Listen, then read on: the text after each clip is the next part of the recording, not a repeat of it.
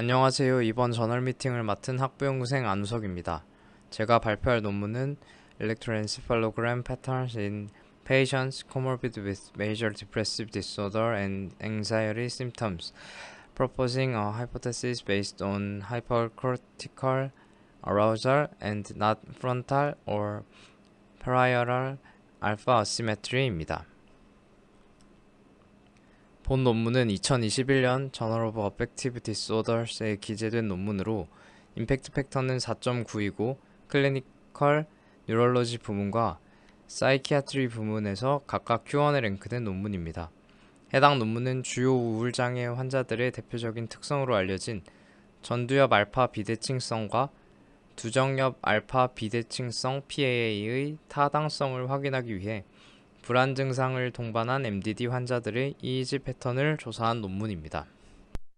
인트로에서는 MDD, 즉 주요 우울 장애가 불안장애나 정신운동 지체, 특정한 생각이나 사건을 반복적으로 되새기고 곱씹는 반추사고 등의 질환을 동반하는 이질적인 장애라고 하며 시작하고 있습니다. 여기서 코모비디티는 동반 질환이라는 뜻으로 동시에 두 가지 장애나 증상이 한 사람에게 나타나는 것이라고 합니다.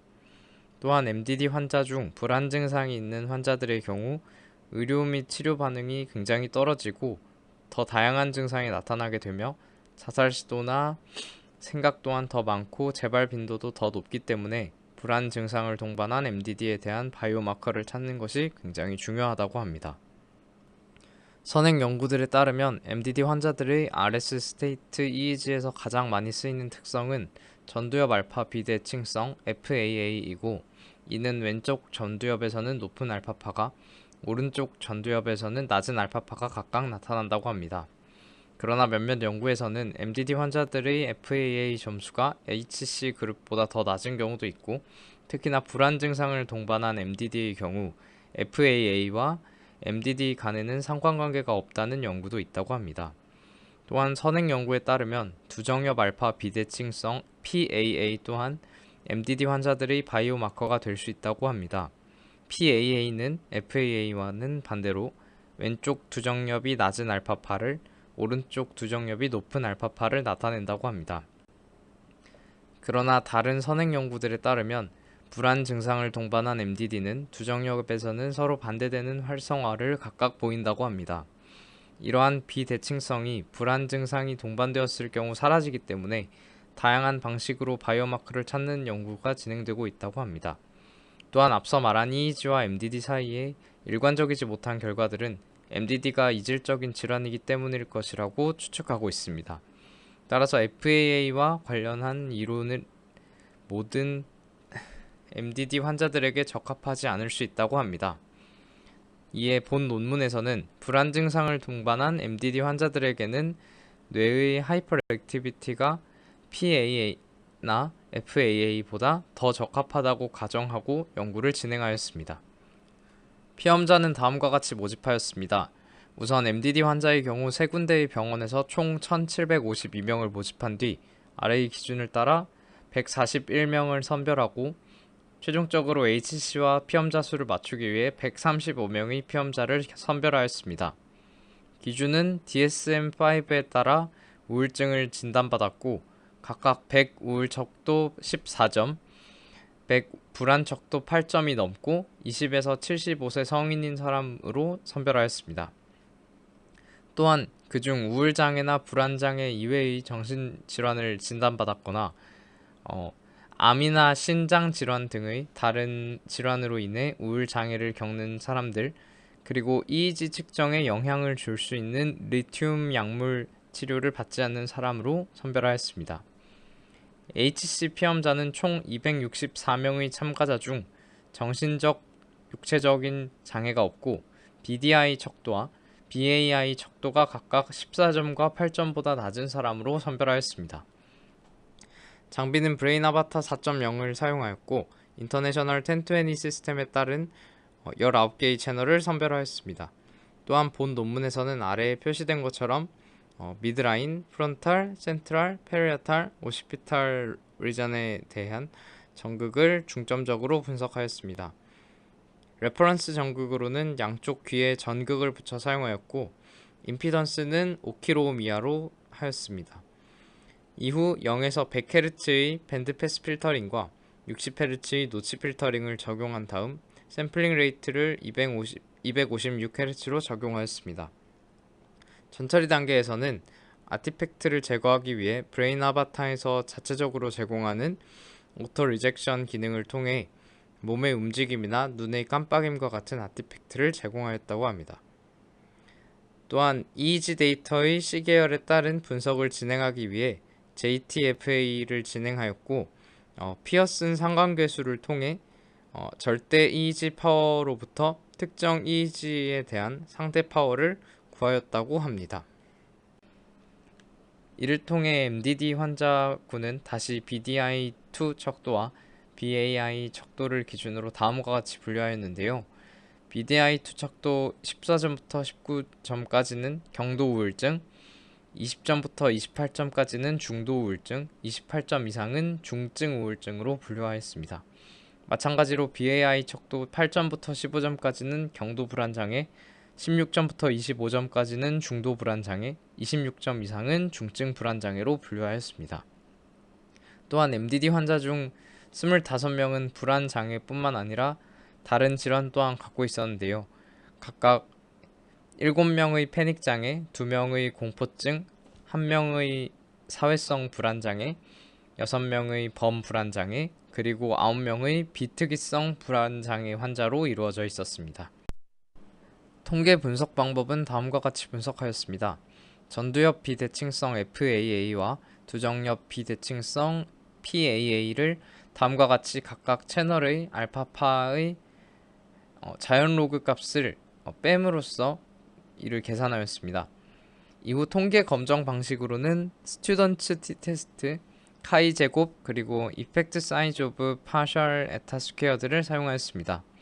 이 중 스튜던트 t-테스트는 두 집단 간의 평균 차이를 비교하는 데에 사용하고 카이 제곱은 두 집단 변수 간의 관계를 검정하는 데 사용합니다. 또한 이펙트 사이즈 오브 파셜 에타 스퀘어드는 분산 분석 아노바에서 효과 크기를 나타내는 지표로 특정 독립 변수가 종속 변수의 전체 변동에서 차지하는 비율을 나타낸다고 합니다.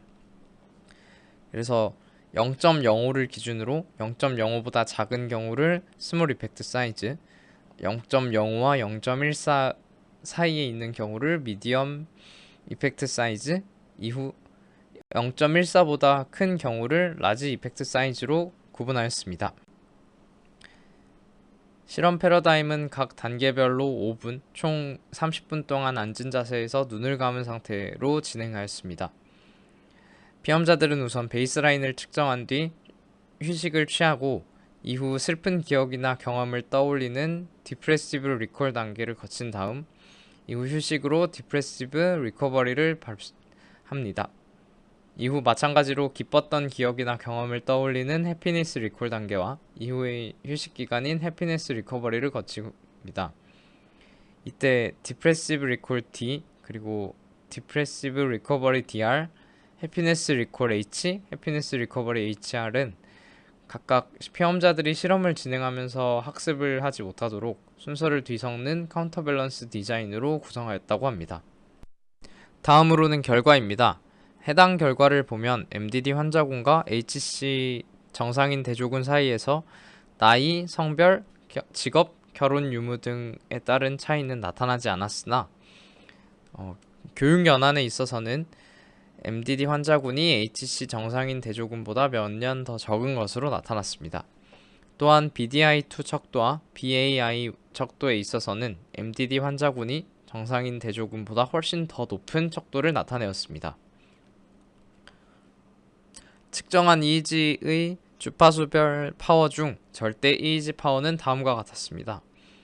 우선 델타와 세타 대역에서 MDD 환자군이 HC 대조군에 비해 유의미하게 더 낮은 파워를 보였습니다.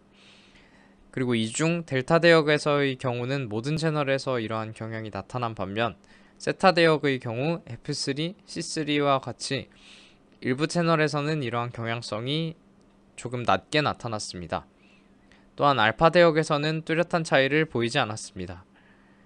그리고 베타 대역의 경우 MDD 환자군이 HC 대조군에 비해 모든 채널에 대해 유의미하게 더 높은 파워를 보였습니다. 다음은 절대 EEG 파워를 통해 상대 EEG 파워를 계산한 결과입니다. 앞선 결과와 비슷하게 델타 대역과 세타 대역 모두 MDD 환자군이 HC 대조군에 비해 유의미하게 더 낮은 파워를 보였고, 절대 EEG 파워의 경우보다 더 두드러지는 경향을 보였습니다. 또한 알파 대역은 차이가 거의 나타나지 않았습니다. 베타 대역의 경우에서도 앞선 결과처럼 MDD 환자군이 HC 대조군에 비해 모든 채널에 대해 유의미하게 더 높은 파워를 보였습니다. 앞선 상대 EEG 파워를 통해 주파수 대역별 MDD와 HC의 토포맵을 작성하고 p-밸류를 채널에 표시한 것입니다.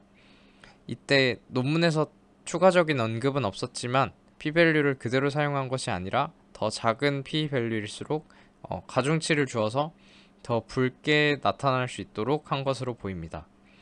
이러한 토포맵을 통해서도 FAA나 PAA를 거의 관찰할 수 없었고, 오히려 베타 대역에서 더 큰 차이를 나타낸다는 것을 확인할 수 있었습니다. 다음은 FAA와 PAA를 계산한 결과인데요. 해당 결과 모두 MDD와 HC 사이에는 큰 차이가 나타나지 않는 것으로 나타났습니다. 여기서 MDD 환자 중 FAA가 나타나지 않은 비율과 HC 대조군 중 FAA가 나타나지 않은 비율은 각각 42.96%, 31.11%로 적지 않은 비율을 나타내었고, PAA에서도 마찬가지로 MDD 환자 중에서는 PAA가 나타나지 않은 비율이 45.96%, HC 대조군에서는 PAA가 나타난 비율이 53.79%로 두 가지 지표 모두 바이오마커로서는 적합하지 않다는 내용을 나타내었습니다. 다음은 설문으로 진행한 BDI2나 BAI와 전두엽이나 두정엽에서의 알파 파워 혹은 베타 파워 사이의 상관관계를 확인한 것입니다. 먼저 두 가지 설문 모두 전두엽이나 두정엽에서의 알파 파워 사이의 상관관계는 낮은 것을 확인할 수 있었습니다. 반면 전두엽에서의 베타 파워는 BDI2, 즉 우울증과 관련한 척도와 유의미한 상관관계를 보였고, 또한 두정엽에서의 베타 파워는 두 가지 척도 모두 유의미한 상관관계를 보였으나 그중 BAI, 불안장애 척도와 더 유의미한 상관관계를 보였습니다. 디스커션에서는 불안장애를 가진 MDD 환자는 델타, 세타 대역에서는 더 낮은 파워를, 베타 대역에서는 더 높은 파워를 보인 것으로 확인되었습니다. 이때 베타 대역에서의 결과는 센트럴 리전보다는 프론탈, 페리에탈, 오시피탈 리전에서 더 높은 경향성을 보였습니다. 또한 선행 연구에 따르면 MDD 환자는 왼쪽 두정엽에서 낮은 뇌의 활동성을 보이고, 불안장애 환자의 경우 오른쪽 두정엽에서 높은 뇌의 활동성을 보였다고 하였는데, 본 연구를 통해서는 해당 선행 연구의 결과를 확인할 수 없었다고 하였습니다. 또한 이 본 연구에서는 FAA와 PAA를 확인하지 못했던 이유로 두 가지 가능성을 제시하였습니다. 우선 첫 번째 가능성으로 수집한 샘플들의 특성이 FAA나 PAA를 제대로 설명하지 못한 경우이고, 이로 인해 FAA는 바이오마커로 활용하기 조금 어렵다라고 언급하였습니다. 또한 두 번째 가능성으로 불안장애를 가진 MDD 환자가 이외의 다른 정신질환을 가지고 있을 것으로 제시하였습니다. 특히 FAA는 심리적으로 고통을 받고 있거나 우울감이 있는 상태의 MDD 환자들에게서 나타나기 때문에 해당 특성이 보이지 않을 것으로 추가적으로 언급하였습니다. 마지막으로 결론입니다. 추후에는 뇌의 과활성화와 다른 뇌 영역 사이의 과연결성 두 가지 사이의 관계를 알아보는 것을 목표로 하여 EEG 패턴에 기반한 불안장애를 동반한 MDD 환자의 치료 효과를 위한 뉴로피드백 프로토콜을 확인하고자 한다고 합니다. 해당 논문에서의 한계점과 아쉬웠던 점은 다음과 같습니다. 먼저 논문에서 언급한 한계점으로는 우선 해당 연구에서는 MDD와 불안장애를 비교하여 분석하지 못한 것을 언급하였습니다.